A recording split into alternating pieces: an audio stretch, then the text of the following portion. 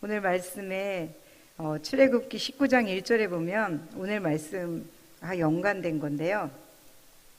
이스라엘 자손이 애굽 땅을 떠난 지 3개월이 되던 날이었어요. 그들이 시내 광야에 이제 이르게 되었습니다. 백성들은 광야에 장막을 치고 있었고 모세는 하나님 앞에 올라갔습니다.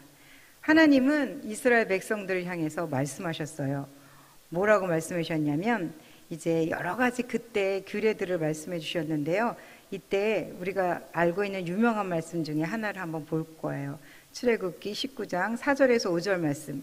뭐라고 말씀하시냐면 내가 애굽 사람에게 어떻게 행하였음가? 내가 애굽 사람에게 어떻게 행하였음가?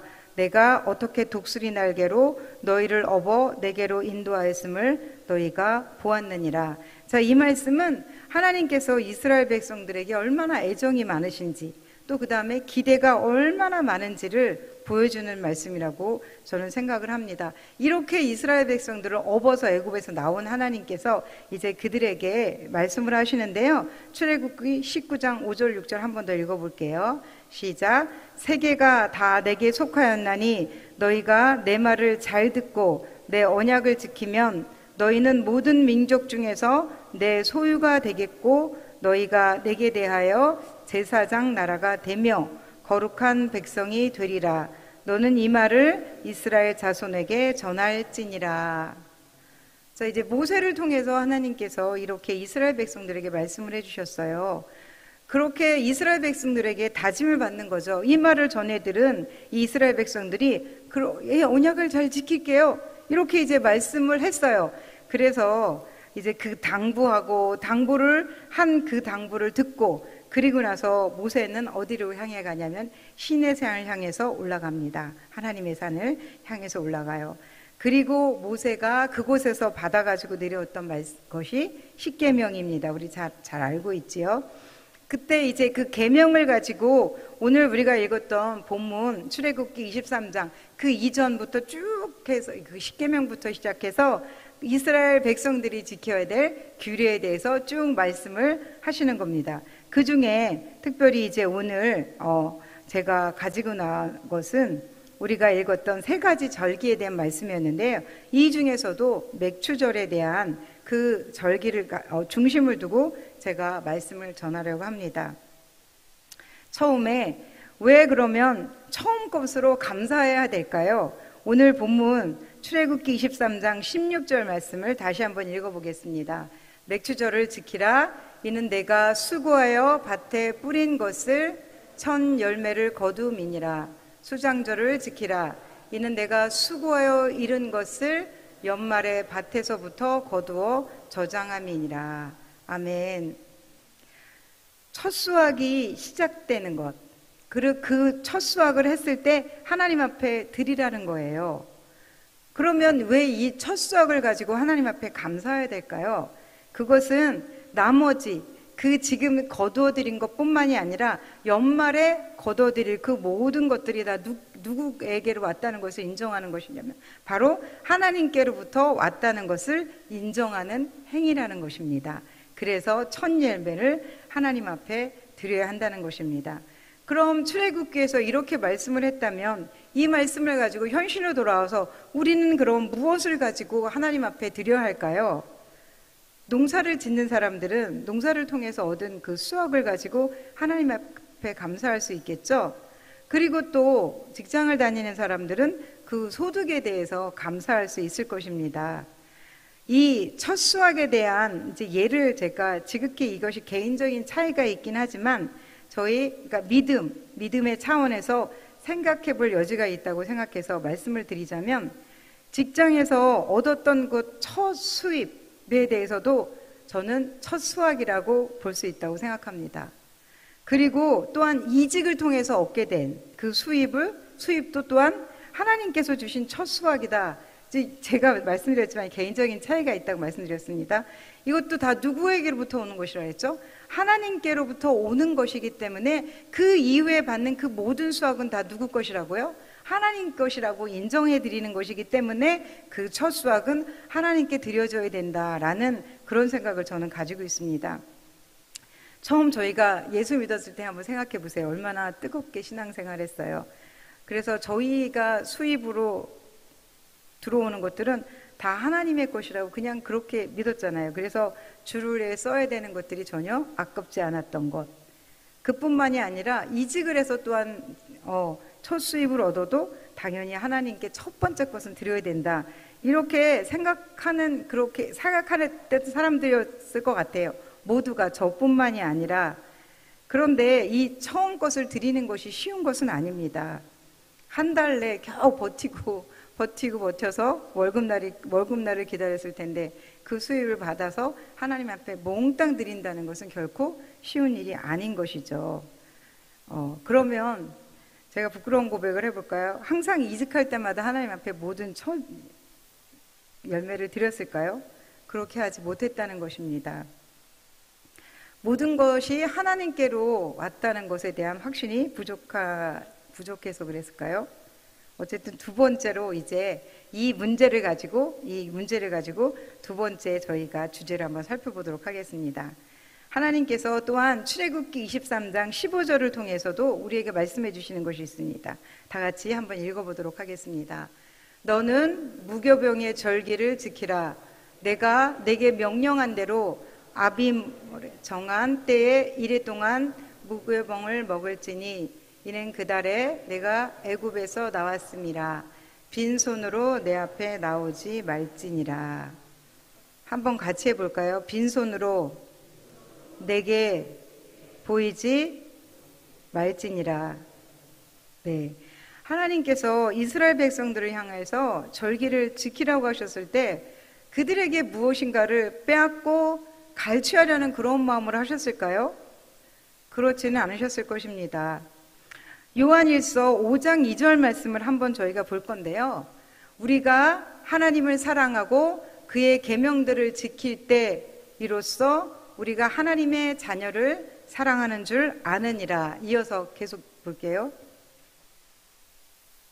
3절 하나님을 사랑하는 것은 이것이니 우리가 그의 계명을 지키는 것이라.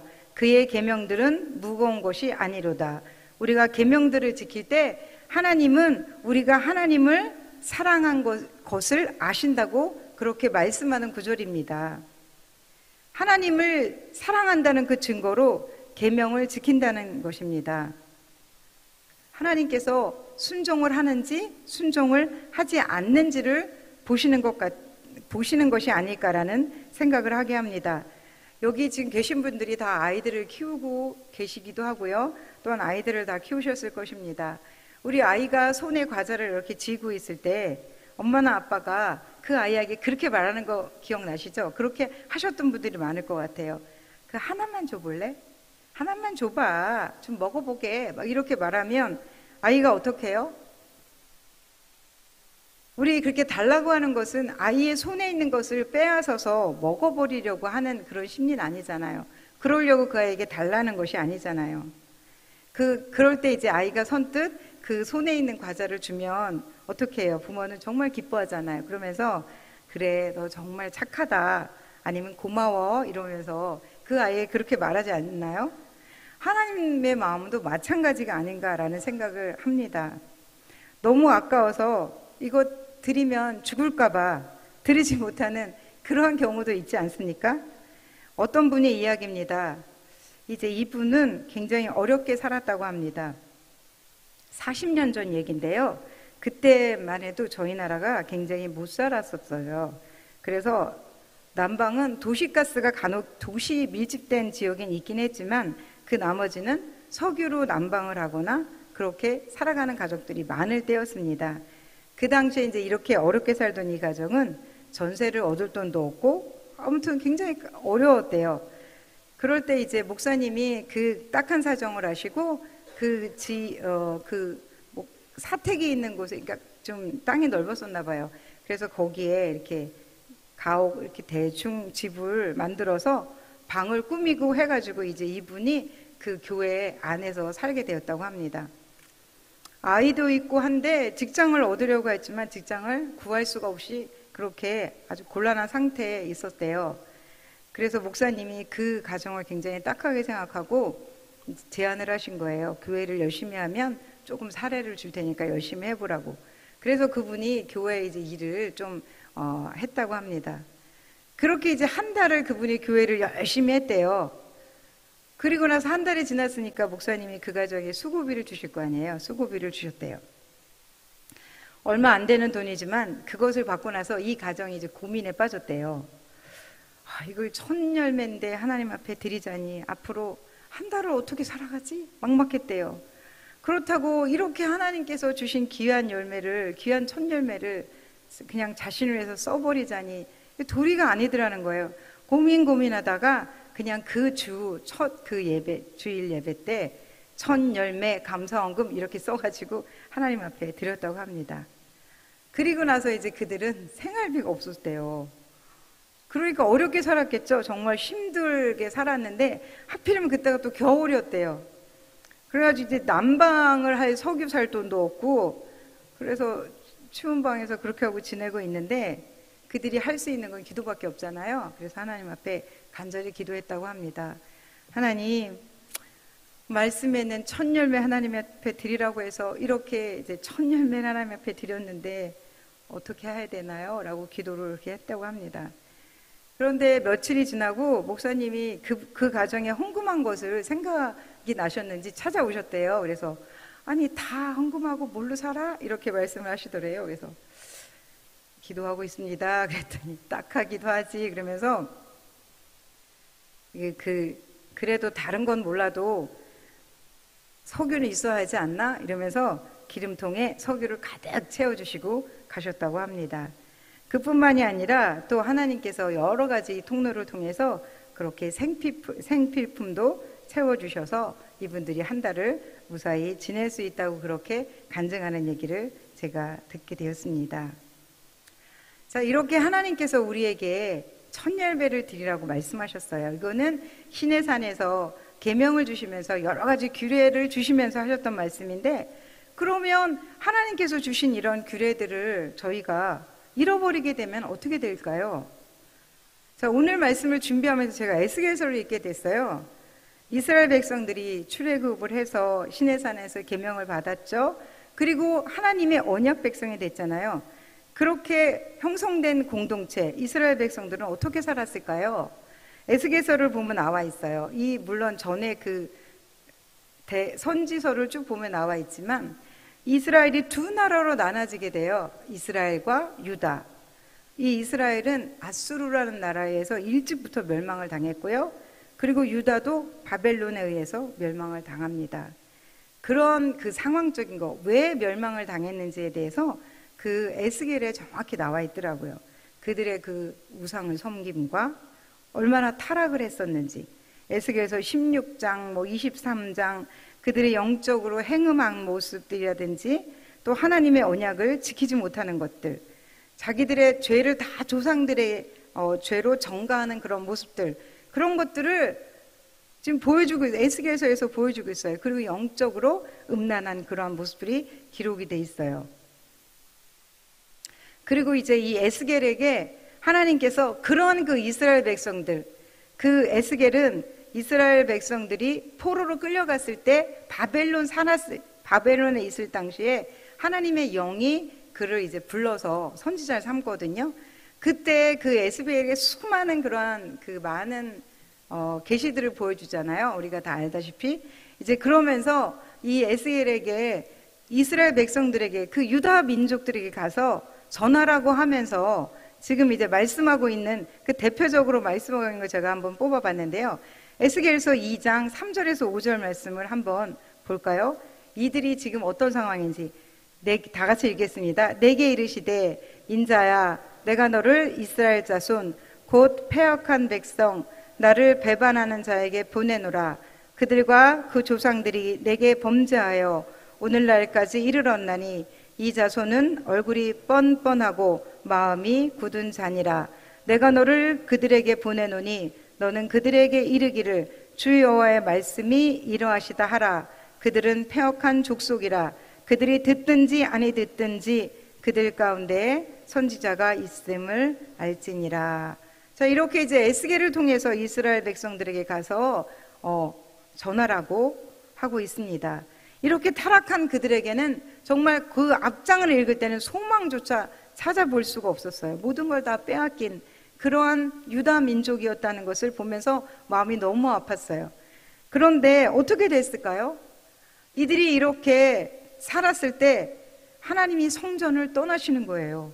에스겔서 10장 18절로 19절 보면 여호와의 영광이 성전 문지방을 떠나서 그룹들 위에 머무르니 그룹들이 날개를 들고 내 눈앞에 땅에서 올라가는데 그들이 나갈 때 바퀴도 그 곁에서 함께 하더라. 그들이 여호와의 전에서 들어가는 동문에 머물고 이스라엘 하나님의 영광이 그 위에 덮였더라.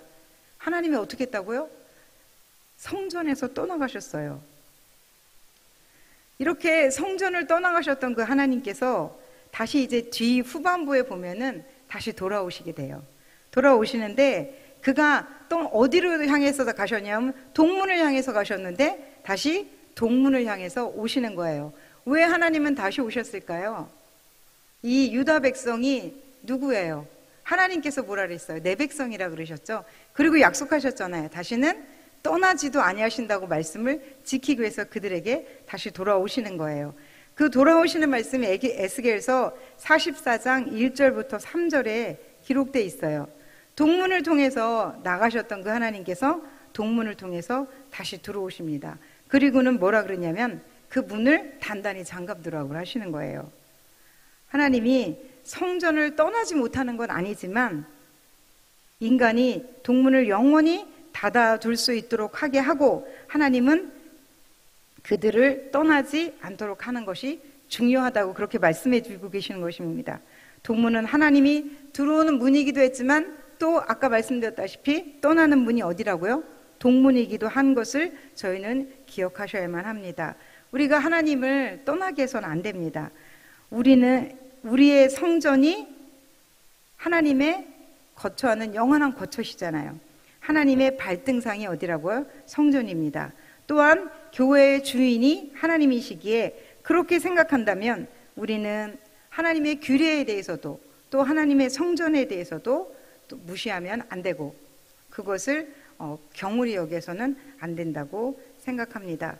이렇게 무너진 유다 민족을 회복해 주시는 하나님이 계셨다면 우리도 그 하나님께 빼앗겼던 것 그런 것들을 그 규례들을 다시 세워나가야 될 의무가 우리에게 있지 않겠습니까? 그러므로 우리는 첫 열매를 드리는 신앙으로 결단해야 합니다. 아멘. 어떤 사람은 이렇게 말해요. 맥추절을 왜 지켜야 해? 이렇게 말씀하는 사람들이 있어요. 그러나 맥추절은 하나님께 처음 것을 드리는 행위입니다. 감사하는 신앙인들은 하나님의 능력으로 모든 것을 이겨낼 수 있습니다. 앞서 말씀드렸다시피 이스라엘 백성들을 떠나셨던 하나님이 다시 돌아오셨습니다. 백성들은 변하지 않았어요. 그러나 하나님께서 돌아오신 것은 은혜였습니다. 은혜로 돌아오신 그 하나님, 우리를 회복시키러 오신 그 하나님, 우리가 그 하나님을 맞이할 때 우리 자신도 빼앗겼던 것을 다시 회복하셔야만 합니다. 그렇게 해서 오늘 결단합시다. 우리에게 무너진 절기들을 잘 지키기를. 그 증거로서 이번 주 돌아오는 주일이 무슨 주일이었나요? 맥주 감사 주일입니다. 이 절기를 저희가 정말 잘 지켰으면 좋겠습니다. 그동안 상황이 허락하지 못해서 못 드렸거나 또한 믿음이 없어서 드리지 못했다면 이번 맥주 감사절을 기회로 삼아서 하나님께 정말 저희 마음을 다해서, 그러니까 물질을 드린다는 것이 아니라 만약에 드리지 못할 땐 마음을 드리면 되잖아요. 못 드리는 그 마음을 가지고 하나님 앞에 와서 정말 드릴 수 있는 그러한 맥주 감사절 예배가 되었으면 좋겠습니다. 네, 저희가 이제 찬양하면서 기도하고 말씀 마치도록 하겠습니다.